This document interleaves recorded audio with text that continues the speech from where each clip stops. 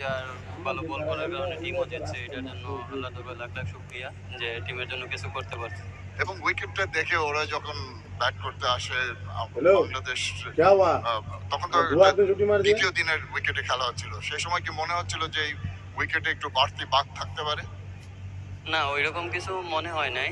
তো আগের দিন আমরা মনে করছিলাম একটু ডিউ ফ্যাক্টর হবে।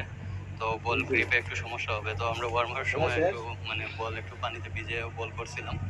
তো আলহামদুলিল্লাহ ওইরকম কোনো প্রবলেম হয় নাই। ভালোভাবে গ্রিপ করতে পারছি, ভালো বল করতে পারছি। নিজের দেশে এসে নিজের এত ভালো পারফরমেন্স, সিলেটের এত বড় দর্শক সমাগম হয়েছে, সেটা আরো বাড়তি আনন্দ নিশ্চয়ই দিচ্ছে। বাড়তি আনন্দ আলহামদুলিল্লাহ সবার সাপোর্ট ছিল। আর সবচাইতে বড় কথা এই মাঠে আমি লাস্ট ম্যাচটা খেলছিলাম মনে হয় লাস্ট 2 বছর আগে। আজকে আবার খেললাম। ওই ম্যাচটাও ভালো খেলছিলাম, আজকেও ভালো খেলছি আলহামদুলিল্লাহ। It's good to see the smile on your face. Congratulations. Best of Thank luck you. for the future. Thank you. Thank you very much.